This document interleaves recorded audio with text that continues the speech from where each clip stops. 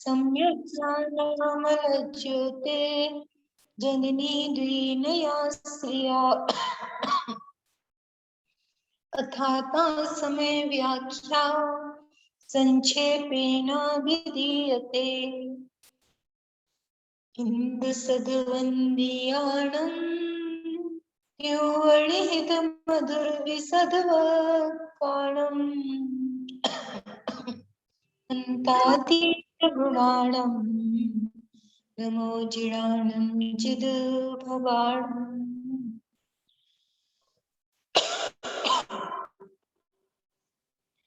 चर्चा अपनी पंच परावर्तन में कल्प काल परावर्तन के ऊपर भी थी।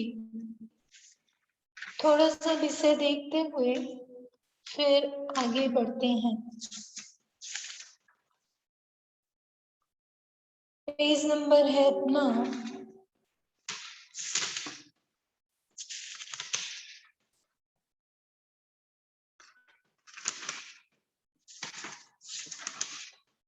107। ठीक है।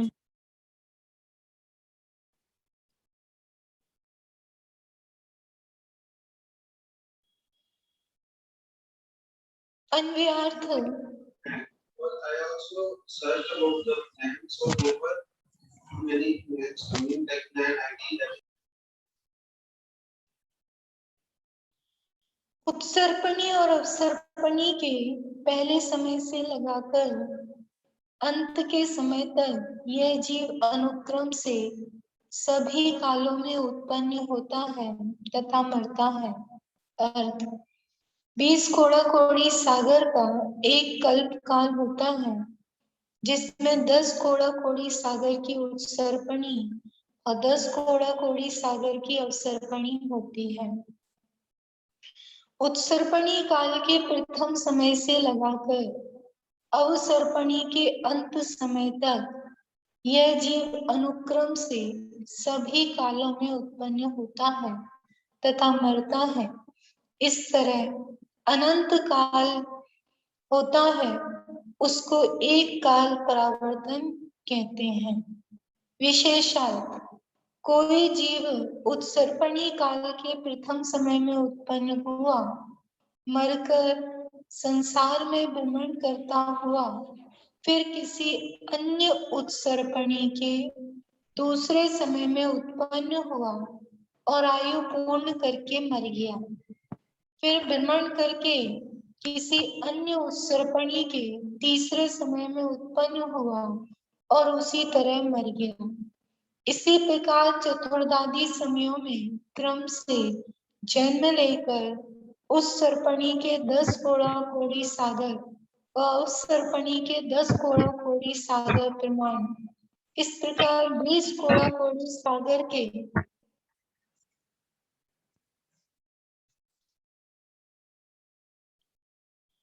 20 कोड़ा कोड़ी सागर के समयों को क्रम पूर्वक जन्म से लेकर पूर्ण करे तथा इसी प्रकार क्रम पूर्वक मरण कर करके पूर्ण करे, अर्थात पहले समय में मरे दूसरे समय में मरे, ऐसे कल्प काल के समयों को पूर्ण करे। फिर बीच में अन्य समयों में बिना अनुक्रम के जन्म व मरण पावे सो गिनती में नहीं है। ऐसा करने से जितना काल व्यतीत हो उतने काल समुदाय को एक काल परावर्तन कहते हैं। इस तरह यह अनंत काल होता है। इसमें असंख्याते कल्प काल कम से कम लगते हैं, उत्कृष्ट पने अनंत भी लग जाते हैं। कल जो कल्प काल बताया था 20 कोड़ा कोड़ी सागर का, तो एक काल परावर्तन में उत्कृष्ट रूप से ऐसे अनंत कल्प काल हो सकते हैं और जघन्य रूप से असंख्यात कल्प काल भी हो सकते हैं। अनादि काल से अनंत काल बहुत लंबा है। यहाँ पर ये प्रकरण यही छोड़ते हैं क्योंकि काल परावर्तन से संबंधित इतना ही है। फिर जो आप लोगों ने समझा ही होगा कि 6 काल कैसे होते हैं, सुषमा सुषमा सुषमा सुषमा दुष्मा दुष्मा सुषमा, उन सबकी यहाँ पर विस्तृत रूप से चर्चा आई है। तो जिन्हें जिज्ञासा हो वे पढ़ सकते हैं। अब आगे बढ़ते हैं भाव परावर्तन पर। यदि इसमें किसी को कोई डाउट हो तो पूछ सकता है, वरना भाव परावर्तन प्रारंभ करेंगे। पेज नंबर 117 है। दीदी किसी का कोई डाउट तो नहीं है इस पर? दीदी हाँ अच्छा, देशना बोल रही थी, बोलो देशना। दीदी ये पूछ रही थी कि जो प्रथम समय का अर्थ क्या होता है? प्रथम समय का अर्थ ये होता है कि उत्सर्पणी जब प्रारंभ होगी तो उत्सर्पणी का जो पहला समय होगा वो उसका प्रथम समय होगा। कि जैसे अपन ने ये एक पूरा कल्प काल लिया था, तो ये जो कल्प काल लिया था इसमें 6 काल होते हैं। ये तो पता ही होगा तुम्हें कि जैसे अभी अपना 5वां काल चल रहा है, तो ये अवसर्पणी का 5वां काल चल रहा है।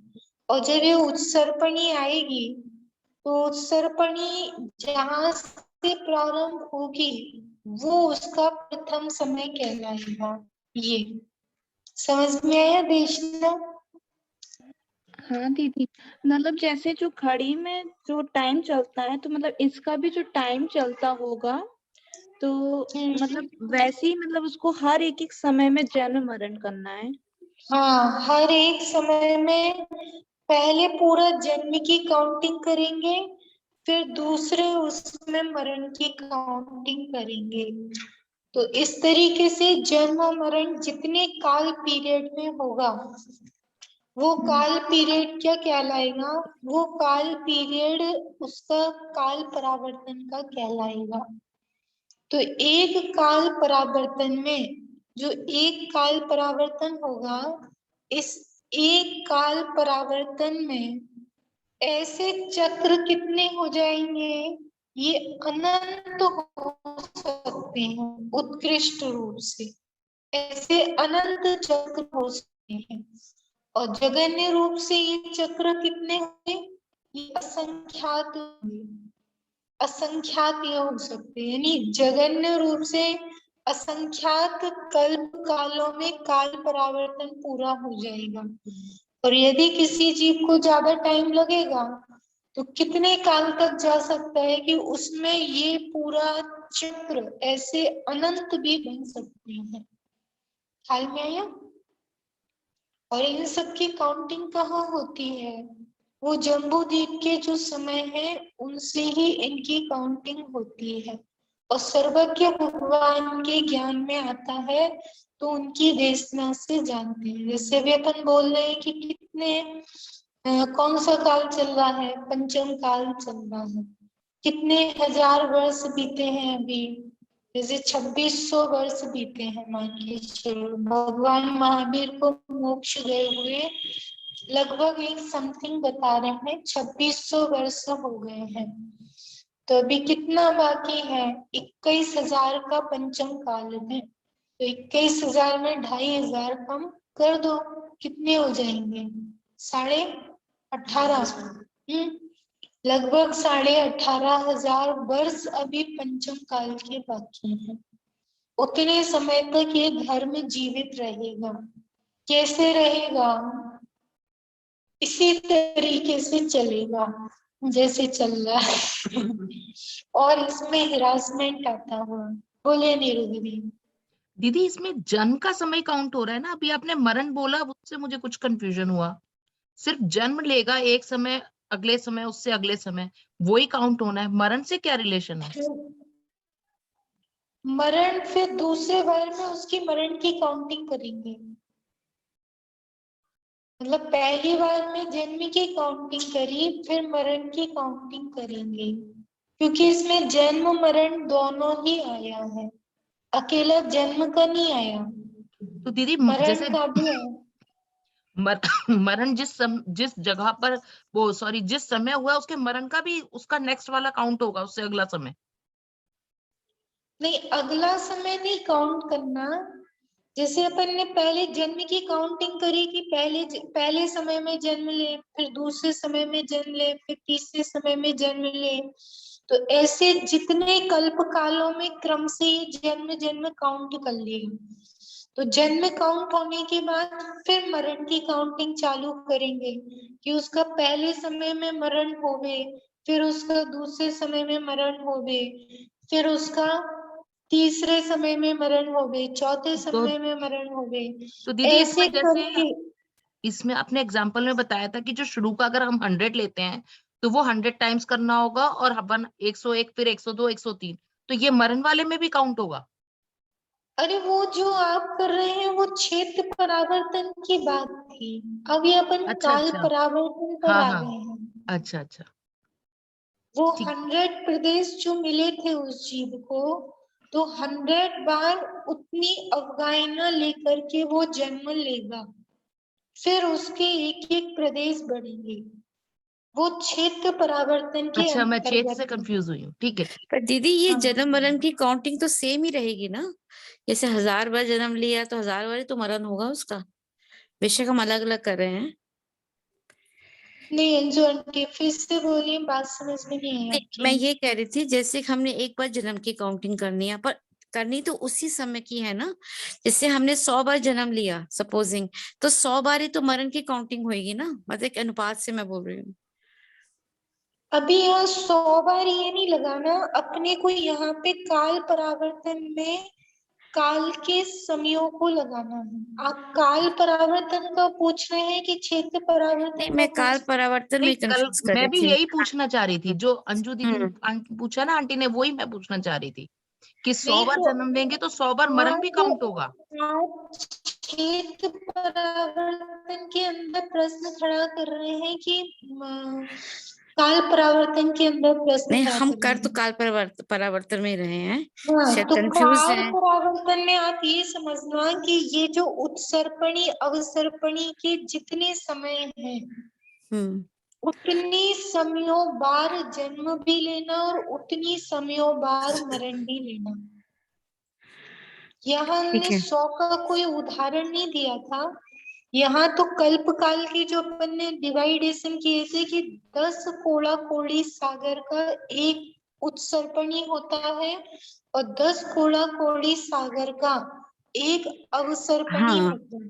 ठीक है। तो ये जो आधा है ये 10 कोड़ा कोड़ी सागर का है, हाँ ये ये तो बात जो ठीक आधा है। है ये 10 कोड़ा कोड़ी सागर का है। हम्म। तो इसके प्रत्येक समय में पहले जन्म की काउंटिंग करनी है। यानी हम ये जो पूरी साइकिल घुमाएंगे, तो ये पूरी साइकिल घुमाने में इसके प्रत्येक समय में पहले जन्म जन्म अच्छा। जन्म जन्म लिया, फिर उस जीव ने एक बार पूरा जन्म की काउंटिंग हो गई, फिर प्रत्येक समय में उसकी मरण मरण की काउंटिंग करी।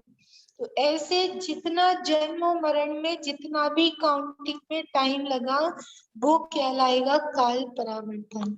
तो वो कितना टाइम पीरियड होगा? अच्छा अच्छा, ठीक है जगह ठीक है, अब समझ में आ गया। हाँ हाँ, टाइम पीरियड वेरिएट करेगा। हाँ ठीक है। हाँ, तो जगह अपन इससे मेजरमेंट कर रहे हैं। हाँ समझ में आ गया। ठीक है ठीक है। जन्म से ये कल्प काल कितने होंगे? ये होंगे असंख्यात। और उत्कृष्ट से कितने होंगे? कि ये होंगे अनंत। मतलब अनंत ये होंगे। जो है ये कल्प काल, ये काल परावर्तन में कितने हो जाएंगे? तो उत्कृष्ट रूप से ऐसे अनंत कल्प काल हो जाएंगे और जगन्य रूप से असंख्यात कल्प काल होंगे। ये इसमें बताया है। हम्म ख्याल में आया आंटी? हाँ ठीक है, अब समझ में आ गया। और कोई क्वेश्चन है क्या किसी का?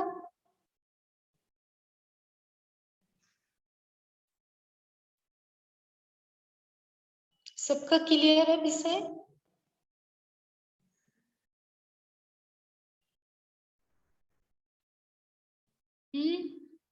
चलिए तो बढ़े आगे भव परावर्तन को।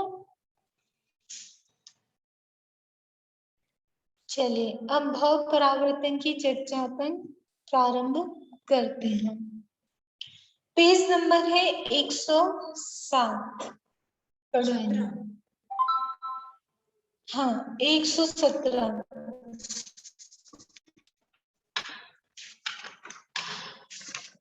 अभेद रत्नात्रयात्मक समाधि के बल से सिद्ध गति में निजात्मा की उपलब्धि जिसका लक्षण है, ऐसी सिद्ध पर्याय रूप जो उत्पाद उसे छोड़कर नरक, तिर्यंच और मनुष्य भव में तथा देव के भवों में निश्चय रत्नात्रय की भावना से रहित भोगाकांक्षा निदान पूर्वक द्रव्य तपश्चरण रूप जिन दीक्षा के बल से नवग्रदीय तक भवनाशक निज शुद्धात्म भावना से रहित वर्तते हुए भव उत्पादक मिथ्यात्व रागादि भावना सहित वर्तते हुए इस जीव ने अनंत बार जन्म और मरण किया।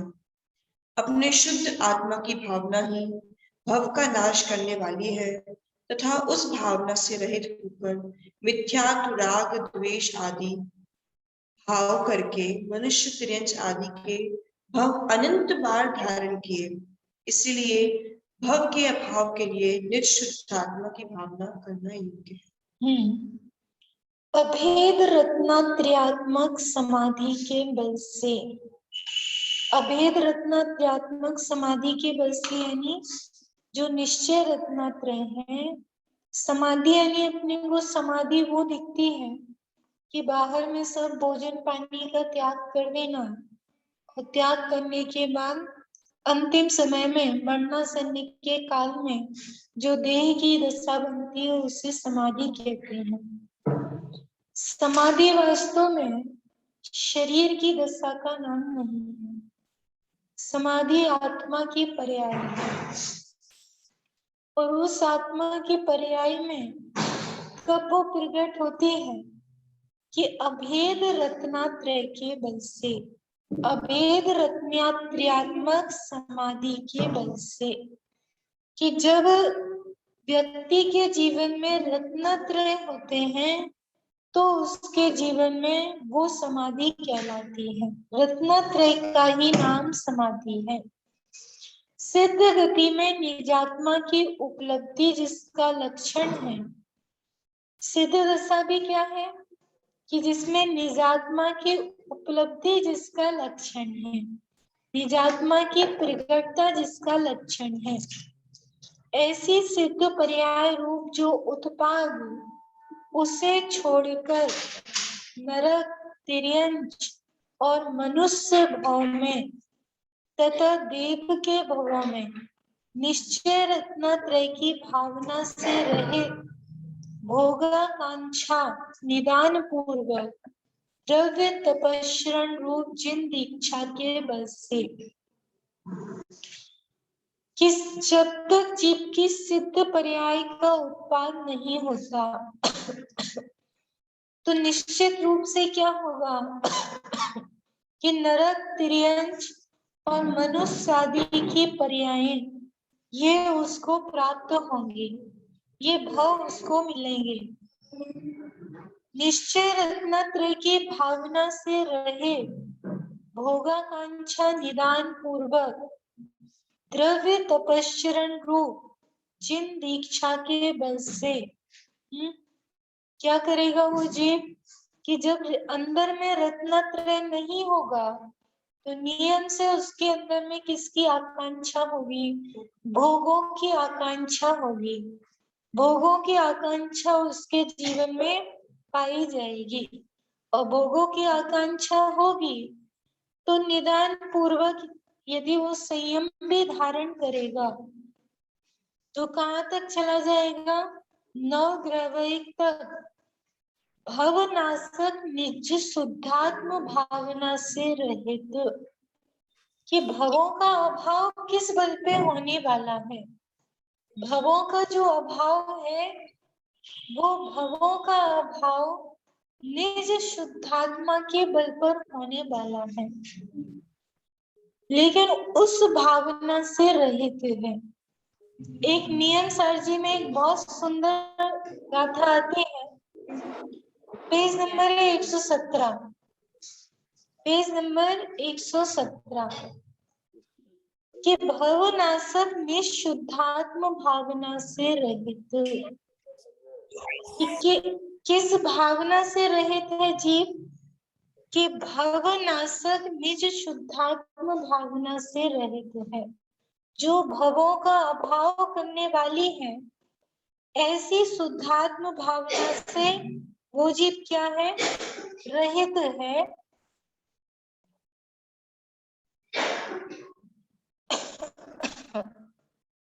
रहित बरतते हुए भव उत्पादक मिथ्यात्व रागादि भावना सहित वर्तते हुए।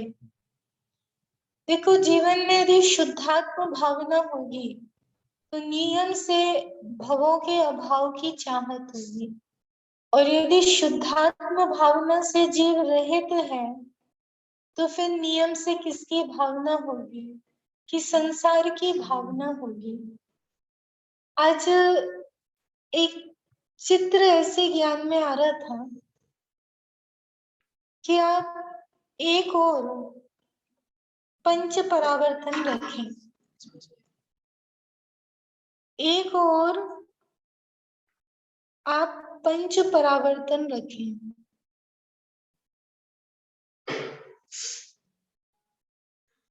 एक और वर्तमान जीवन की समस्याएं रखें, जिसको जिस जाति की भी समस्याएं हैं, पारिवारिक, आर्थिक, सामाजिक,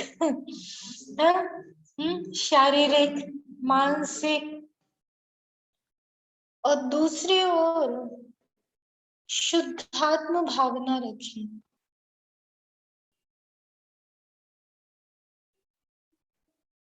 ये समस्याएं जड़ मूल से तो इसके बल पर ही नष्ट होने वाली हैं, ऐसा सर्वज्ञों ने कहा है, गुरुओं के जीवन में देखा है, और जिनवाणी में ये बात आई है।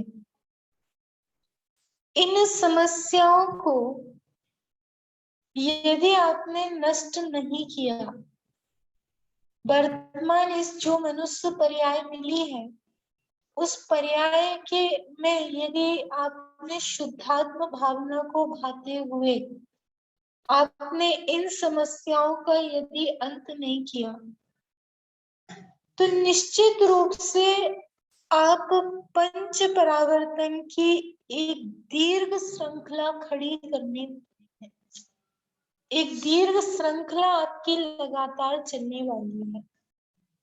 यानी आपको इस मनुष्य पर्याय में एक सु अवसर मिला है। किसका मिला है? कि जिसके जीवन में जो कुछ भी समस्याएं दिखाई देती हैं, अपने चित्त को इतना उदार करके, उदार यानी बड़ा करके, उन समस्या संबंधी विकल्पों को गौण करके इस पुरुषार्थ को यदि ऊर्ध कर लिया जाए तो ये परमानेंट खत्म होंगी, और आप इनके सुलझाने के चक्कर में लगे कि ये समस्याएं आपकी मिट जाएं। ये समस्याएं क्या हो आपकी? पहले हम इनको पुण्य के बल पर इनको मिटा लें, और इस पर आप डाल देंगे अनचाहे में क्रॉस। क्यों? क्योंकि जब आपकी बुद्धि इनको सुलझाने में लगेगी तो नियम से इस चीज का अभाव होगा, और इसका अभाव होएगा तो निश्चित रूप से पंच परावर्तन तो बढ़ने ही वाले हैं। पंच परावर्तन की जो श्रृंखला चल रही है, उस श्रृंखला का अंत तो नहीं होने वाला। अब अपने ऊपर है कि हम किस दिशा में पुरुषार्थ करें। या तो वर्तमान जीवन की समस्याओं को थोड़े बहुत पुण्योदय के बल पर हम सुलझाने में लगे रहे कि ये उलझने हमारे जीवन की निपटे, ये उलझने खत्म हो गए, तब हम जाकर के कुछ आत्महित का पुरुषार्थ कर पाए। यदि आप ऐसा सोचते हैं तो आप ये सोचें कि पहले नंबर आप किस काल में जी रहे हैं। सब लोग अपने जीवन को सामने रखें और अपने जीवन का जितना भी बैक आपको याद है तो आप विचार करें कि आपको जीवन में सुख ज्यादा मिले कि दुख ज्यादा मिले। रेशो किसका ज्यादा था? सुख का ज्यादा था कि दुख का ज्यादा था? हाँ, जब पिछले जीवन में भी आपके दुख ज्यादा थे और भविष्य में आप कैसे जो आप वर्तमान का पुरुषार्थ कर रहे हैं, किसका पुरुषार्थ कर रहे हैं? सुख का पुरुषार्थ कर रहे हैं। तो आप उस पुरुषार्थ के बल पर ये कैसे सोच सकते हैं कि भविष्य में नियम से सुख होगा, जब आपने भूतकाल में सुख का पुरुषार्थ किया। समझ में आ रही मंजरी वाली बात? तो भी आपके जीवन में दुख की कंडीशन ज्यादा थी, दुख आपके जीवन में ज्यादा थी और अब भी आप उसी दिशा में पुरुषार्थ कर रहे हैं। तो भविष्य में निश्चित रूप से सुख होगा, इसकी क्या गारंटी है? यानी इसका कोई ऐसा आचार्य ने कहा है, ऐसा शुभ चंद्राचार्य देव ज्ञानार्णव जी में कहते हैं कि व्यक्ति अपने जीवन में विचार करे कि सुख ज्यादा है कि दुख ज्यादा है, तब विचार समझ में आएगा कि जब दुख ही ज्यादा मिले हैं तो फिर हमारे पुरुषार्थ की दिशा आखिर वही क्यों है। एक इतना सुंदर चित्रण उसमें आया कि जिस घर में सुबह गीत बजते थे उस घर में दोपहर में रुदन होता है।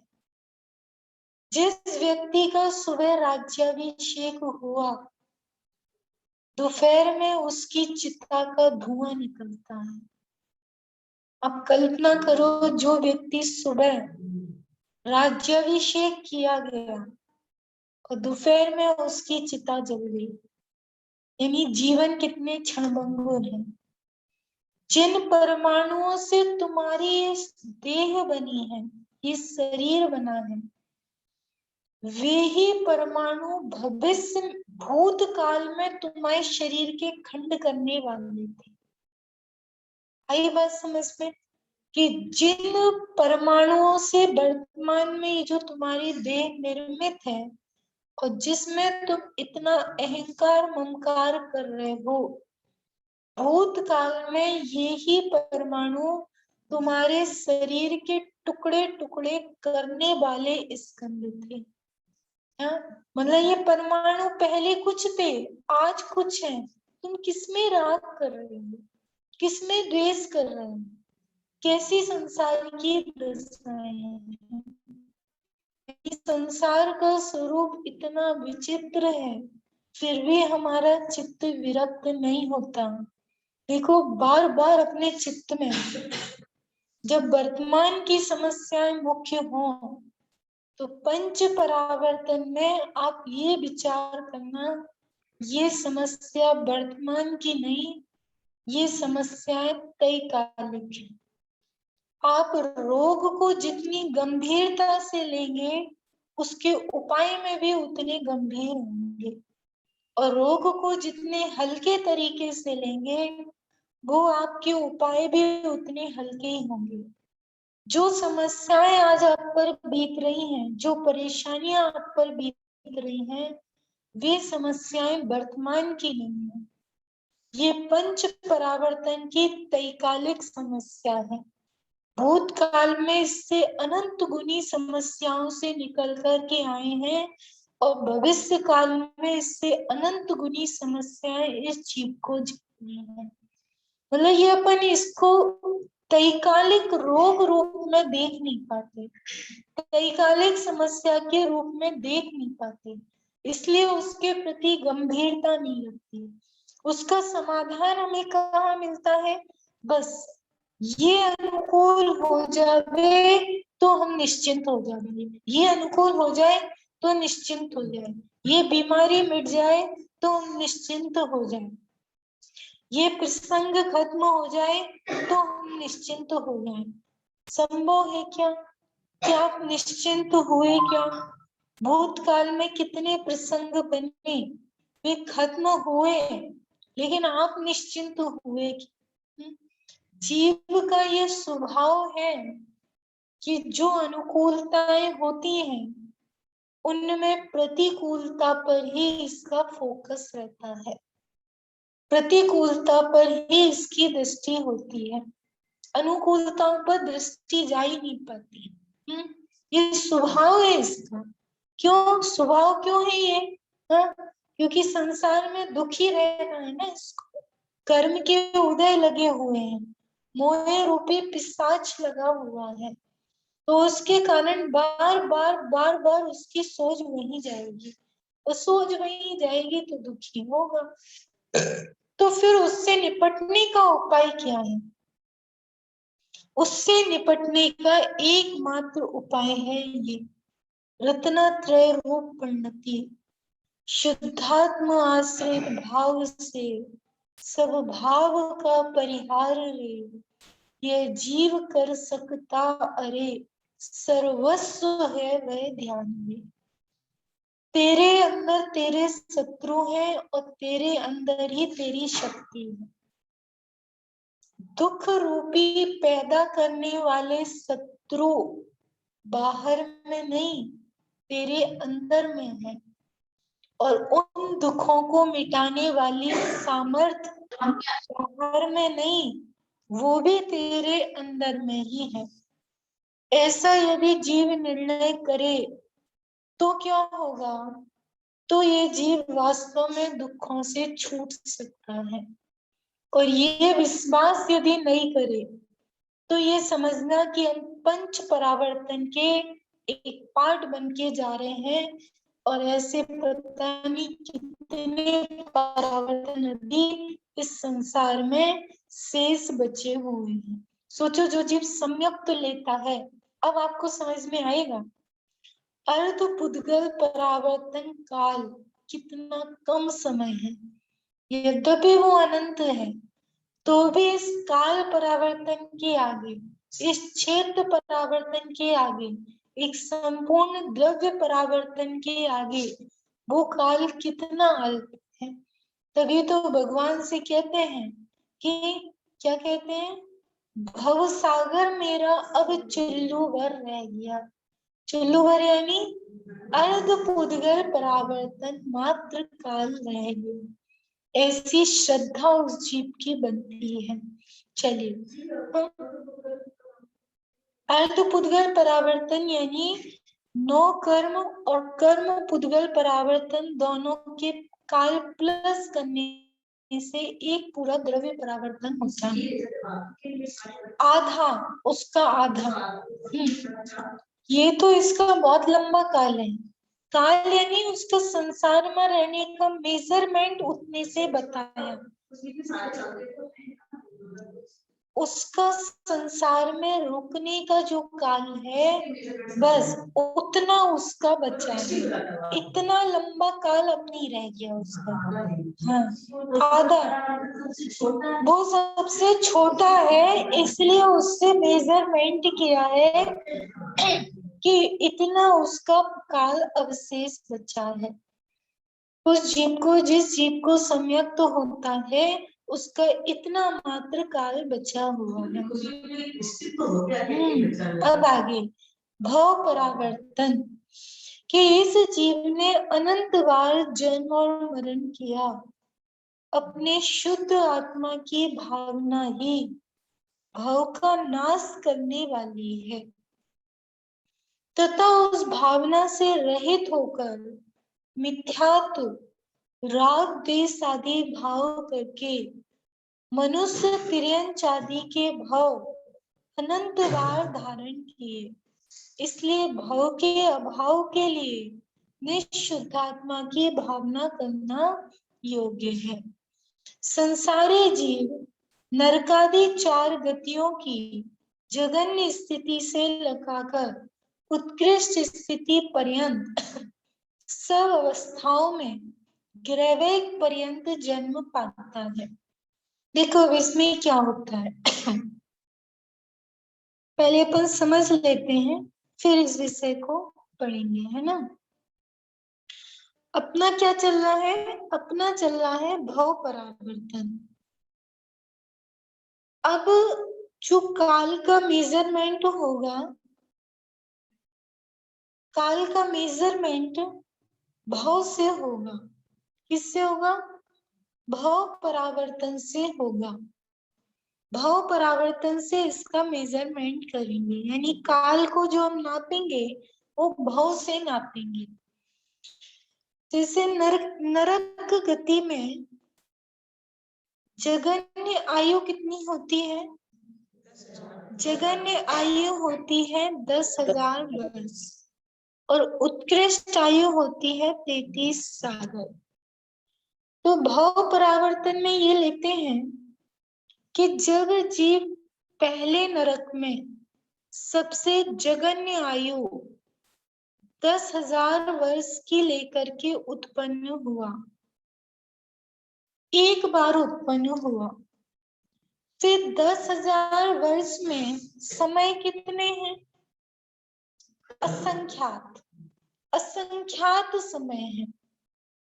असंख्यात बार वो 10,000 वर्ष की आयु लेकर ही उत्पन्न हो गए। कहाँ पर? उसी नरक में एक बार जगन्य आयु लेकर के उत्पन्न हुआ, फिर उस आयु में जितने समय हैं उतनी बार, कि मान के चलो इसमें असंख्यात समय है, तो असंख्यात बार पुनः उतनी ही आयु लेकर के वो जीव नरक में जन्म ले। ठीक जैसे अपन ने क्षेत्र परावर्तन में किया था कि जितने प्रदेश हैं उतनी बार वो उतनी अवगाहना लेकर के जन्म लेते। फिर यहाँ पर क्या करेगा? 10,000 वर्ष प्लस जब वो असंख्यात बार उत्पन्न हो चुका होगा, अब वो एक एक समय आयु के बढ़ाएगा। कितने समय? एक एक समय, एक वर्ष नहीं, हाँ, एक महीने नहीं, एक दिन नहीं, एक घंटे नहीं, एक सेकंड नहीं, 10,000 वर्ष प्लस एक समय, फिर इतनी लेकर के पुनः नरक में जन्म ले। कब होगा? कभी वो 5वें नरक में चला गया, कभी 7वें में चला गया, हाँ, कभी तिर्यंच बन गया, कभी देव बन गया, कभी मनुष्य बन गया। कोई जरूरी है क्या कि भले वो कितना भी टाइम पीरियड लगे, लेकिन भव परावर्तन में हम तब ही काउंट करेंगे कि जब वो 10,000 वर्ष प्लस एक समय लेकर के पैदा हुआ हो। फिर दूसरी बार 10,000 वर्ष प्लस 2 समय, 10,000 वर्ष प्लस 3 समय, 10,000 वर्ष प्लस 4 समय, 5 समय, 6 समय, ऐसे क्रम क्रम से एक एक समयों को बढ़ाते हुए उत्कृष्ट आयु प्रमाण कितनी है? उत्कृष्ट आयु 33 सागर, यानी नरक की उत्कृष्ट आयु 33 सागर को वो जीव धारण कर लेबे। तो पूरा भव परावर्तन हो गया। अभी तो एक नरक परावर्तन, अभी तो केवल एक नरक गति का परावर्तन हुआ है। फिर उसके बाद वो जीव कहाँ जाएगा? नरक से निकल के स्वर्ग चला जाएगा कि नहीं जाएगा? तिर्यंच बनेगा या मनुष्य बनेगा? फिर इसी तरीके से तिर्यंच को देखें कि वो जीव तिर्यंच में सबसे जगन्य आयु जगन्य आयु कितनी है? क्षुद्र भाव सूक्ष्म निगोदिया लब्धि अपर्याप्त की अवगाहना भी सबसे कम है।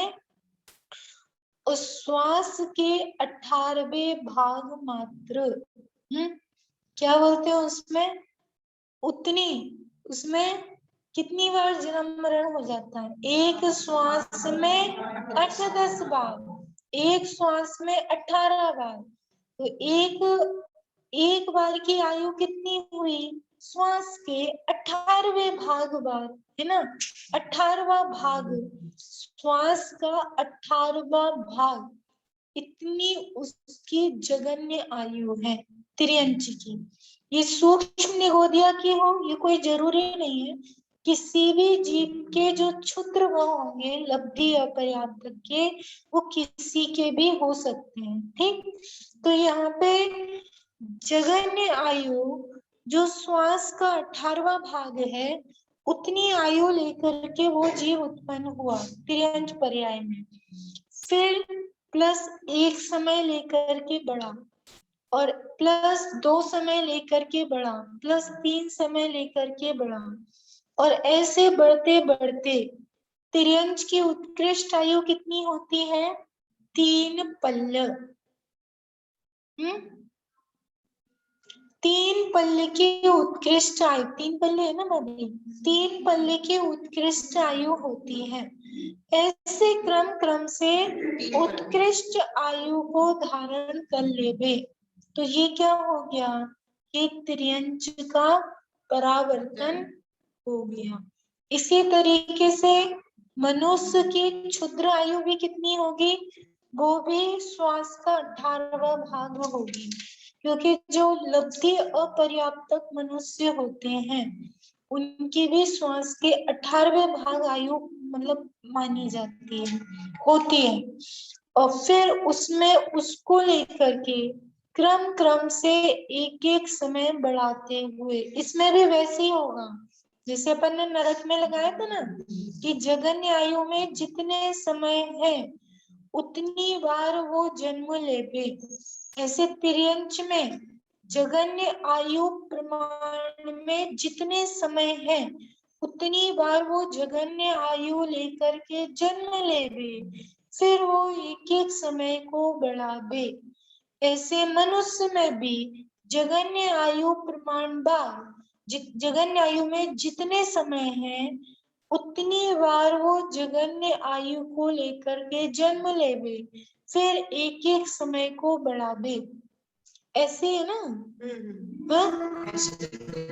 हाँ,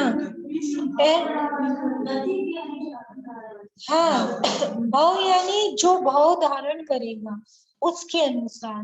भाव यानी आयु कि जिस पर्याय की आयु धारण करेगा वो आयु। ऐसे आप तो सिर्फ इसमें एक इमेजिंग करो कि इस जीव ने हर प्रकार की आयु धारण कर है, हर प्रकार की आयु, क्षुद्र से भी क्षुद्र आयु धारण कर रही है और उत्कृष्ट से उत्कृष्ट भी। बस स्वर्ग में कितनी लगाना? इस स्वर्ग में 31, 21, जगन्य आयु 10,000 वर्ष, जगन्य आयु 10,000 वर्ष है और उत्कृष्ट आयु 31 सागर। स्वर्ग में कितना होगा? क्योंकि जो 33 सागर होती है वो सम्यक दृष्टियों की होती है, मिथ्या दृष्टियों तो जो होते हैं वो 9वें ग्रह तक 31 सागर की आयु वाले होते हैं। तो स्वर्ग में भी 10,000 वर्ष की जगन्य आयु लेकर के उत्पन्न होगा, फिर उसमें जितने समय है उतनी बार वो उतनी आयु लेकर के पैदा होगा, फिर एक एक समय को बढ़ाते हुए कहाँ तक जाएगा? 31 सागर तक जाएगा। ऐसे करके चारों गतियों की जगन्य आयु को असंख्यात बार करके एक एक समय बढ़ाते हुए उस गति की उत्कृष्ट आयु को धारण कर लेवे, तब उस जीव का एक भव परावर्तन होता है। एक भव परावर्तन के असंख्यातवें भाग में काल परावर्तन हो जाता है। मतलब काल परावर्तन इसके अंतर्गत में कई सम्मिलित हो जाएंगे, कई गर्भित हो जाएंगे। भव दीदी इसमें 10, परावर्तन। हेलो, हाँ भैया, जैसे इसमें 10,000 वर्ष और 10 समय अगर आयु बंद करता है तो वो गिनती में नहीं आएगा? हाँ, बीच में जो वो इधर उधर की करेगा ना, तो वो एक हाँ। लगाते जाना कि बीच की इधर उधर की आयु बंद करी, वो गिनती में नहीं आएगा। मान लो बीच में मनुष्य आयु ले लिया उसने और फिर हाँ, आदित्य तो ने वो ट्रेन सब चालू। कुछ भी काउंटिंग नहीं होगा। अच्छा जी। सिर्फ काउंटिंग वही होगा जहाँ का परावर्तन प्रारंभ किया है। हम्म, जैसे अभी नरकाइयों के काउंट कर रहे हैं, हम्म, नरकाइयों के काउंट कर रहे हैं, हम्म, तो बीच में वो त्रियंश में चला गया, फिर वहां से स्वर्गों में चला गया, फिर वहां से मनुष्य में चला गया, फिर त्रियंश में चला गया, फिर स्वर्ग में चला गया, फिर कब जाकर के और नरक में भी आया, तो अन्यत्र कहीं उत्पन्न हो गया। हाँ, पहले नरक की उत्कृष्ट आयु धारण कर ली या अन्य आयु धारण कर ली, फिर वो जीव वहां से निकला, पता चला निगोद में चला गया, अब पड़ा है वो अनंत काल, कब वहां से आएगा, फिर ये आयु, तो भी भव परावर्तन ऐसे कितने हो गए, दीदी ये अनंत निश्चय बार सब ये हो निश्चित गए। है और क्रमबद्ध में भी है क्या ये सब? क्या भैया? ये सब निश्चित है और क्रमबद्ध में भी है क्या ये सब? वही आयु का इतना इतना जन्म लेना। क्रमबद्ध का यहाँ पे आप क्या ले रहे हैं, मैं समझ में नहीं नहीं आ जैसे रहा। ये मतलब सब क्रमबद्ध में ही है कि मतलब कि इतनी इतनी आयु जन्म लेगा फिर वो मरण होगा उसका, ये सब मतलब लेगा क्रमबद्ध में चल। नहीं, ऐसा ऐसा इस जीव ने किया है। हाँ। हम बार बार अभी तक एक बात कह रहे हैं, हम्म, आप एक दिमाग में स्केल बनाओ और उस स्केल को अपने ज्ञान में बिछाओ और उसमें देखो इस जीव ने इस तरीके से कितने भाव धारण किए हैं, और उस भाव में से हम ऐसी काउंटिंग कर रहे हैं कि इस जीव ने नरक के पहले समय में जन्म लिया, फिर नरक की मतलब वो जगन आयु दूसरे पहले समय बढ़ाते हुए क्रम से उत्कृष्ट आयु तक धारण की, ऐसे करके हम उन भवों की श्रृंखला में हम देख रहे हैं, ऐसा जीव ने किया है। मतलब से ऐसा अनादि अनंत जीव की वो हो रही है मतलब अनादि जीव की अनंत पने अनादि की सिद्धि हो रही है, सिद्धि हो रही है। ये इसमें लगा सकते हैं। हम्म, अभी क्रमबद्ध वाला फैक्टर नहीं लगाओ यहाँ। जी। हम्म, अभी यहाँ पे ये लगाओ कि जीव अनादि अनंत काल से इस संसार में है, उसका सत मौजूद है और उसमें ये स्थिति देखी गई। किस प्रश्न का? नरक के बाद निगोद है, हम्म, तो उसके समय की काउंटिंग होगी लेकिन उसके भाव की काउंटिंग नहीं होगी। हाँ, वो नहीं होगी, वो तो नरकायु जब धारण करेगा ना, नरकायु फिर वो उससे जगन्य से एक समय बढ़ाते हुए, फिर जब एक समय का हो गया फिर दूसरा समय, फिर तीसरा समय, फिर चौथा समय। पहले नरक जोर में से चला। बोलो थोड़ा सा। ऐसा हुआ कि अभी पहले नरक में गया, मनुष्य शरीर धारण करने के बाद उसने उत्कृष्ट पाप किया और सातवें नरक का बंध गया। हाँ, तो वो काउंटिंग में नहीं आएगा, नहीं नरक आएगा। का प्रथम जो है जगन्य का, फिर उसके एक समय बढ़ के काउंटिंग में बढ़ के का वो हम बार बार इसलिए नहीं ले रहे हैं कि हम ये समझ रहे हैं कि आप लोग उसको समझ जाएंगे, तो हम सीधा सीधा एक फिगर आपको बता रहे हैं। अब इसकी यदि आपको व्यापकता देखनी है कि भाई वो जीव पहले नंबर तो नरक गया और 10,000 वर्ष की आयु धारण करी, और 10,000 वर्ष की आयु धारण करके वहां से निकला, मनुष्य हो गया, तिर्यंश में चला गया, स्वर्ग में चला गया, फिर तिर्यंश में आया, फिर वो नरक में चला गया, और फिर वहां से तिर्यंश में आके फिर वो जीव कहीं नरक में अन्यत्र कहीं पैदा हो गया, तो उधर तो उसने जगन्य आयु के फिर से 10,000 वर्ष धारण नहीं किए ना, क्योंकि वे परिणाम होना भी दुर्लभ है। वैसे परिणाम उतनी आयु बंद करने वाले कठिन है, लेकिन जीव ने किए हैं, ऐसा किए हैं, ऐसे बहु परावर्तन अनंत बार किए, इसीलिए बोलते हैं इसमें काल परावर्तन से अनंत गुना काल भव परावर्तन में लगता है, और भव परावर्तन से अनंत गुना काल भाव परावर्तन में लगता है, ऐसे उत्तरोत्तर इसकी दुर्लभता है। ठीक है, आज अपना समय इतना ही, शेष चर्चा अपन कल करेंगे। उतनी ही बात चाहिए।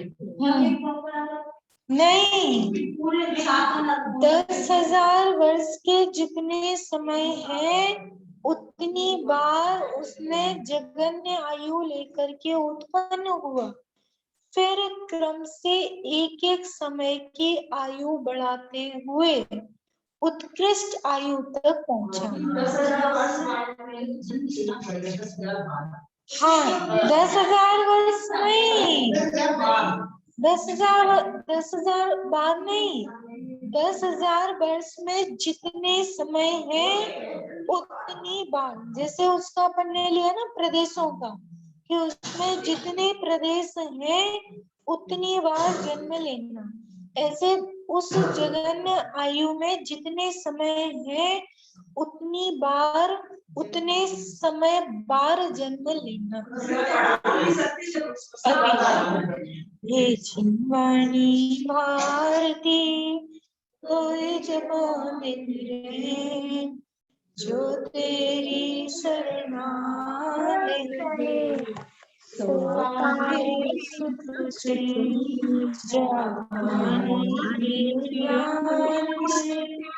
तुझे